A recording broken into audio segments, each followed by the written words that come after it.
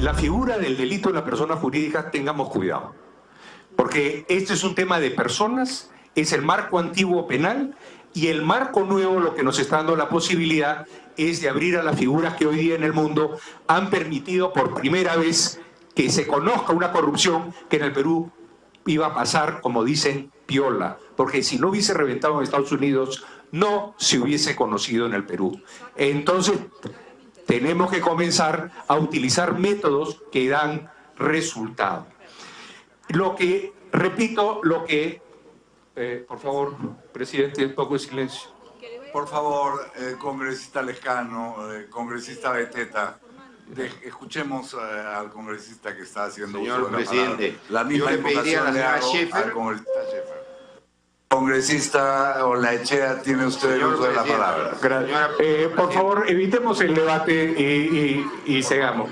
Sí, ya, pues, bueno, pero están metiendo hasta los familiares y usted no pone entonces, creo que... El señor está aludiendo a los familiares y no pone usted orden. ¡Qué cobardía, pues, señor! Sacar a los familiares, ¿qué es esto? No. O porque están defendiendo a los empresarios. Acá, señor, atacar. Ponga orden. Congresista Olaechea, por favor. Sí.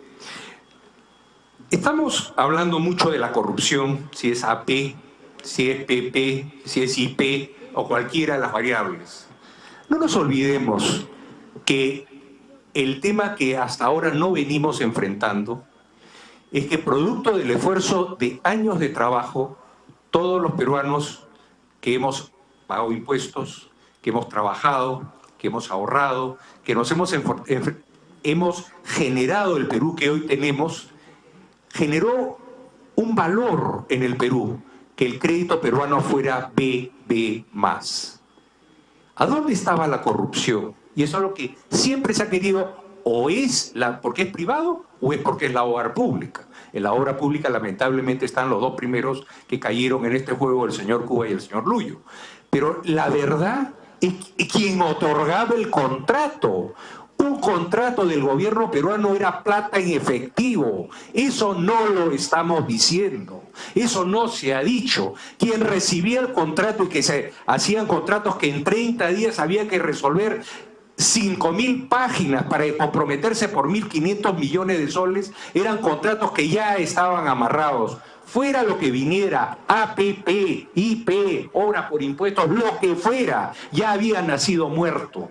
Ya era una patente de corso, porque quien recibía ese contrato podía exigirle al pequeño empresario crédito, podía exigir a los proveedores crédito más allá de las cobranzas, porque contaba con esta carta de derecho real.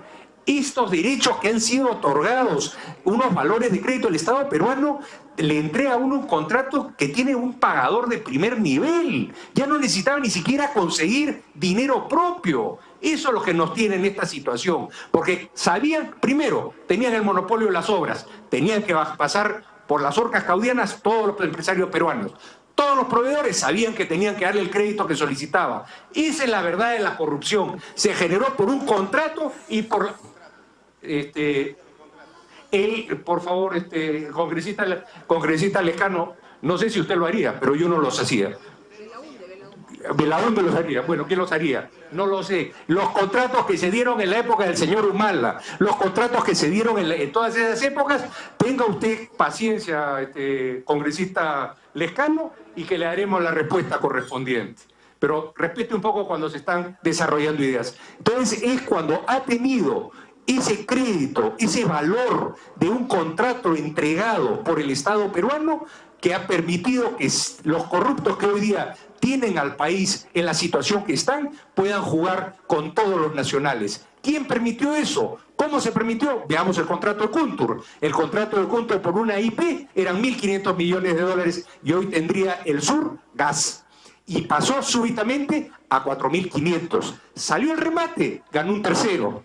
Y ese tercero en el remate le cambiaron las condiciones y volvió a ganar la empresa Odebrecht. Entonces, ¿quién otorgó las condiciones en las que otorgó el contrato? Los que deben ser revisados. Y si hay empresarios delincuentes, que paguen las consecuencias. Si hay políticos delincuentes, que también los paguen. Entonces acá, eso de comenzar a jugar a la clase empresarial es otro error de Marx. Yo no creo en las clases, como dice el Huayno, solito de vivir, solito de morir. Muchas gracias, presidente. Correcto. Las dos últimas intervenciones, que ya estábamos, creo, vamos a cerrar el rol de oradores, las tiene la congresista Marisol Espinosa y el congresista Pacori después. Presidente, me solicita una interrupción el congresista Zacarías Lapa. Congresista Lapa. Gracias, señor presidente. La verdad, señor presidente, nos ponemos a pensar y vemos este proyecto de ley cada vez, el debate cada vez se agrava y se descubre cada vez más cosas, señor presidente. Yo desde el inicio había dicho, no necesita esta ley para cumplimiento de la reparación civil. Todo está en el ordenamiento ordinario, como Código Procesal Penal, Código Civil, Código Procesal Civil. Todo está para aplicar. Usted como presidente perfectamente lo sabe, señor presidente. Sino que como ha dicho que el congresista Johnny Lescano, es para salvarle la vida a los empresarios. El congresista que me antecedía la palabra, los proveedores tienen instrumentos legales, el Código Procesal Civil, para hacer embargos preventivos y asegurar su pago. Entonces, es preocupante debatir este proyecto de ley. Cada vez que pasamos analizando, cada vez se agrava esta situación. Y desde ya, Frente Amplio, señor presidente, va a votar en contra.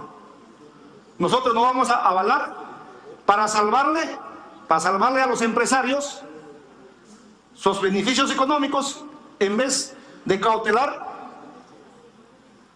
el dinero del Estado. Muchas gracias, señor presidente. Muchas gracias, colega. Muchas gracias, congresista Lapa. Congresista Marisol Espinosa. Gracias, presidente. Presidente, la preocupación es también, empezando por el título del proyecto, ley que asegura el pago inmediato de la reparación civil a favor del Estado. La reparación civil se va a realizar una vez que finalice el juicio, que no hay todavía a las empresas, y una vez finalizado el proceso de sentencia, se puede establecer ahí en ese marco una reparación civil. Por eso creo, señor presidente, que tenemos que garantizar que el título también sea un título acorde a la realidad, cumplimiento de pagos o para evitar quiebra de empresas, cualquier otro título, pero que sea acorde con la realidad de lo que el proyecto contiene. Creo que es parte del compromiso y de la honestidad del Congreso, señor presidente. En el artículo 6, el cobro de deudas tributarias, en el párrafo 2, se dice, son destinados prioritariamente y conforme a lo que establezca el reglamento. Señor presidente, no sabemos qué va a establecer el reglamento. Fácilmente hemos visto reglamentos que cambian el espíritu de la ley y por eso, con mayor razón, nuestra propuesta es la palabra prioritariamente debe ir con prioridad, porque así la empresa puede determinar que para ellos la prioridad es el banco, pero para la ley, para el Estado peruano, la prioridad es el pago a los trabajadores. Vuelvo a insistir, señor presidente, en este tema. Y congresista, también, en vez del uso de la palabra prioritariamente, se use la redacción con prioridad. Con prioridad. De acuerdo. Para que tomen nota en la los sexta, equipos. en la referida a cobro de deudas tributarias. Y después, en el artículo 19, dice, para la aplicación del presente artículo, el Ministerio de Justicia de Derechos Humanos cuenta con asistencia de consultores expertos. Señor presidente, preocupación por el tema de los consultores. Hemos tenido problemas precisamente por la presencia de consultores externos que en sus informes señalan es adecuado, se puede hacer, se puede vulnerar la ley. Y por eso, porque nadie está dispuesto, ningún funcionario público está dispuesto a asumir responsabilidades, es que tenemos esta situación. Vamos a seguir, señor presidente, el mismo problema de la puerta giratoria. gente que viene del sector externo, legisla o cobra o determina montos, pero además yo no entiendo para qué determinar los montos, señor presidente. El propio Ministerio de Economía ha señalado tal obra en Lima vale tanto, en Piura vale tanto, en Ayacucho vale tanto, en Huánuco vale tanto, en Cusco está tanto. O sea, están valorizadas ya las obras. Y, señor presidente, aquí también vemos otro problema. Dice, son los expertos con reconocida solvencia e idoneidad quienes van a estimar el monto para el pago de la reparación civil, lo cual, señor presidente, iría contra nuestro ordenamiento. ¿Quiénes tienen que garantizar y velar por el pago de la reparación civil y quiénes lo tienen que estimar? Los procuradores públicos, señor presidente. Si nosotros dejamos que las procuradurías sigan mirando de reojo y de perfil los problemas que tenemos, seguiremos mirando y seguiremos encareciendo el presupuesto del Estado, porque necesitamos, aparte del tema de la corrupción, el costo que significa para el país, obras sobrevaloradas y los problemas que tenemos ahorita, porque los trabajadores están impagos, las pequeñas empresas quebradas. Presidente, encima hay que meter más mano al bolsillo del Estado peruano para pagar consultorías externas que no sabemos a quién van a beneficiar. Por eso, señor presidente, creo que esas tres preocupaciones para que sean incluidas. Correcto. Antes de darle el uso de la palabra al congresista Horacio Pacori, con todo el respeto que se merecen los colegas congresistas de las bancadas que están aquí presentes en esta sesión conjunta, instar a retornar a sus ubicaciones para poder tener el quórum de reglamento y proceder a la votación del dictamen. Tiene el uso de la palabra el congresista Horacio Pacori. Muchísimas gracias, señor presidente. Bueno, primero, señor presidente, manifestar de que el presente dictamen que estamos debatiendo el día de hoy del proyecto de ley 2048, así como está elaborado, recoge aspectos importantes que es merecido rescatar, señor presidente. Aspectos en el pago prioritario de los derechos laborales y sociales de los trabajadores, en materia de colaboración eficaz y algunos otros aspectos. Pero desde la bancada Nuevo Perú, señor presidente, todavía nosotros encontramos algunos temas que nos generan preocupación, principalmente en la tercera y cuarta disposición complementaria. En la tercera disposición complementaria, donde se tiene que ver el tema de la responsabilidad derivada de los actos de corrupción, nosotros, señor presidente, vemos pues que la responsabilidad de estos actos de corrupción manifiestan que esto pues sería una responsabilidad mancomunada. Y este término, pues, mancomunado, hacer de que esta responsabilidad sea mancomunada, es nada menos más, es un privilegio más que se le está generando a las empresas corruptas. Y eso es un tema que a nosotros nos preocupa. Y en la cuarta disposición complementaria, que tiene que ver con el tema de la reparación civil, nos manifiestan de que existirán criterios para determinar la reparación civil y que estos criterios, pues, estarán determinados en el reglamento. Esto no está claramente establecido. Nosotros quisiéramos conocer cuáles van a ser estos criterios que van a determinar el monto de la reparación civil. Si bien es cierto, es el juez el que fija el monto de la reparación civil, y esto está estipulado en el Código Penal y así mismo como el Código Civil. Entonces, creemos de que esto es un aspecto que se tiene que considerar. Y finalmente decir que en esta cuarta disposición complementaria se sigue manteniendo, es un tema que a nosotros nos preocupa, de que se seguirán contratando consultores especializados y con esto pues se privilegia las consultorías y eso es un tema que nosotros vemos con mucha preocupación, señor presidente. Estas preocupaciones a nosotros hacen de que no podamos tener una postura para que esto camine de manera positiva. En ese sentido nosotros manifestamos de que así como está este dictamen, desde la bancada del Nuevo Perú vamos a abstenernos a este dictamen de este proyecto de ley. Congresista Armando Villanueva.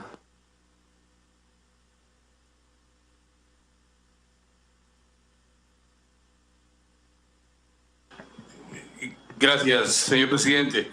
En la misma línea de la preocupación expresada por el congresista Pacori, para insistir en el cálculo del monto de reparación civil que está considerada en la cuarta disposición complementaria del proyecto que se discute. Igualmente, yo quisiera reiterar una preocupación que además lo hemos hecho ya anteriormente en base a un proyecto presentado por el suscrito con el respaldo de la bancada de Acción Popular, que fundamentalmente atiende a esta fórmula institucional capaz de poder calcular la reparación civil a que el Estado peruano tendría derecho.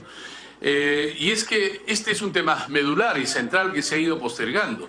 A meses y buen tiempo ya de estar discutiéndose ese tema, no hemos tomado el ejemplo de otros países que han resuelto rapidísimamente el cálculo de la reparación civil. Y esto puede ser porque esta reparación civil, desde la misma actuación que ha tenido el propósito de buscar la reparación civil para el Estado, no se ha logrado consensuar el modelo, el mecanismo, el procedimiento para establecer esta reparación civil.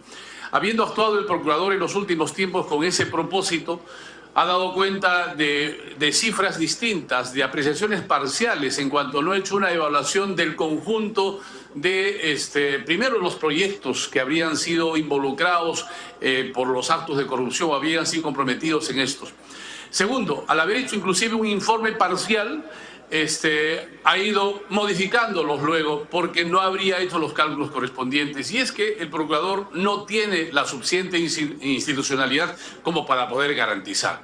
Esta es una cuestión muy importante, es una cuestión de Estado que debíamos resolver rapidísimamente para poder, en vista de no haberse negociado esta reparación civil entre el Estado mismo y Odebrecht, calcular de modo muy próximo a que sea así. Esto lo habíamos propuesto en el proyecto de ley aún presentado hace mucho tiempo y proponía fundamentalmente que este cálculo de reparación civil pudiera estar encargada a una comisión especial que debería determinar el monto estimado de reparación civil a favor del Estado, siguiendo las mejores prácticas internacionales, las más rápidas inclusive, la misma que podría darse a partir de una comisión integrada obviamente por el Procurador Público, por el presidente de la Comisión Especial en el marco del denominado caso Lavajato del Congreso de la República, el director ejecutivo de Proinversión, el Contralor de la República mismo, el ministro de Economía y Finanzas, el ministro de Justicia, los titulares de los ministerios concedentes de cada uno de los proyectos concedidos y las concesiones realizadas. Es más, para determinar el monto de reparación civil podría tenerse en cuenta el daño directo, el lucro cesante, el daño emergente, el daño moral, los daños presentes o futuros, directos o indirectos, y las sobrevaluaciones en los contratos, sean estos comprobados o presumibles. Es más, si se contratara consultores especializados de reconocida experiencia internacional, como sugiere el proyecto en la cuarta disposición complementaria, el monto final de la reparación podría ser el resultado del mayor valor resultante de ambas estimaciones, es decir, aquella estimación de la reparación civil realizada por esta comisión, así como probablemente por los consultores que pudieran contratarse para el efecto. De este modo, el Estado podría resolver una cuestión de Estado, que es la reparación civil, que otros países lo han resuelto rapidísimamente, dando cuenta de las multas o las reparaciones que habrían quedado o negociadas directamente o establecidas por sus propias institucionalidades. Esta es una sugerencia al señor presidente, a la que me permito sugerir, en vista de que este tema medular de la reparación civil no está siendo debidamente tratada en el proyecto que discutimos. Gracias. Muchas gracias, congresista Armando Villanueva. Habíamos terminado el rol de oradores con el congresista Horacio Pacori. Por excepción le hemos dado el uso de la palabra al congresista Villanueva y ahora se la damos ya para cerrar el rol de oradores y culminar el debate de este dictamen, de este proyecto. Tiene el uso de la palabra Gino Costa. Gracias, presidente. Buenas tardes, colegas. Presidente, creo que estamos ante un buen proyecto de ley que ha sido enriquecido con los debates que han tenido lugar en varias reuniones a lo largo de las últimas semanas. Es un buen proyecto de ley además que requiere ser aprobado con urgencia, porque si no entra al pleno de esta semana va a vencer el plazo de vigencia del 003, que es un decreto de urgencia que no puede volver a renovarse. Y si no se renueva, Odebrecht podrá vender sus activos en el Perú y llevarse los resultados de esos activos al extranjero. Entonces, que ha sido quizá la principal virtud del 003, si no renovamos con una norma como la que estamos proponiendo la vigencia de un marco normativo que impida que eso ocurra, vamos a estar en una situación muy complicada para el país porque, como se ha señalado, la situación económica de las empresas en la industria de la construcción, no solo Odebrecht y las brasileñas corruptas, sino buena parte de las empresas de construcción peruana, como consecuencia de los hechos de corrupción y de la aplicación del 003, están en una situación complicada que requiere un nuevo marco normativo que vaya más allá del 003, que ha cumplido una función